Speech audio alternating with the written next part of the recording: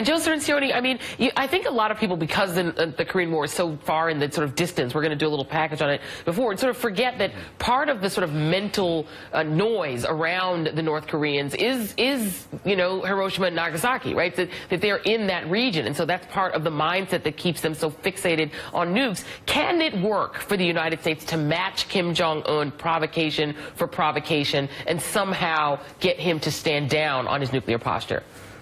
No, there is no combination of military threats or sanctions that are going to force Kim Jong-un to collapse or comply.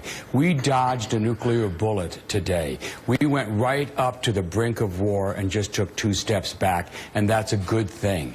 How do we now use that time? As Gordon pointed out, the North Koreans in their parade unveiled some new nuclear capabilities. I watched the parade in live stream. The most troubling is this, what we call canistered ICBM on a transporter, indicating that it is a long-range missile that is mobile and solid fueled, meaning they could put this thing in a tunnel, wheel it out, and fire it quickly, and it could probably hit at least the West Coast, maybe most of the United States. This is more a display of things to come rather than a display of what they now have. They haven't tested any of this yet, but they just lit the fuse at this parade. They're showing us this is their capability, this is what they're going to. Do we now use the time?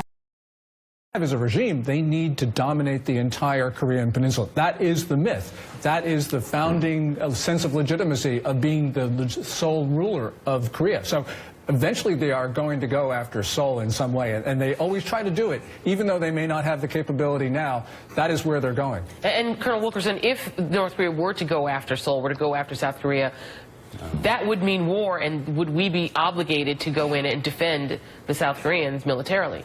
Yes, of course we would with our alliance obligations, but let's just back up for a second and let's take what your previous speakers have said, most of which I agree with. We keep forgetting that we have an ally on that peninsula, and that ally is one of the most thriving economic entities on the face of the earth. It's an incredible miracle. It's gone from being a debtor nation to being a creditor nation in less than a generation.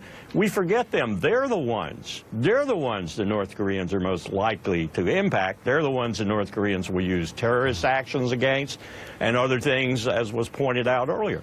They're the ones I worry about. They're the ones who are going to be provoked. They're the ones who are going to take the hits. And if it turns into conventional war, one of the most beautiful cities in the world, thriving city, Seoul, is going to be virtually destroyed, even if we, quote, win, unquote. Yeah. So that's why you want to get to the table. And let's not to underscore, to make this too fine a point, but we have been in the region before as the United States military, and it was not what we would consider a most successful engagement. The Korean War is the reason why we have a North and South Korea. Yeah, scary. Gordon Chang, Joe Cirincione, Colonel Lawrence Wilkerson, thank you very much. Naira and Malcolm will be back later in the show. And up next, more on Trump's Russia ties, and thousands will hit the streets today demanding Trump's taxes. AM Joy's Moment of Maxine is next. Stay right there.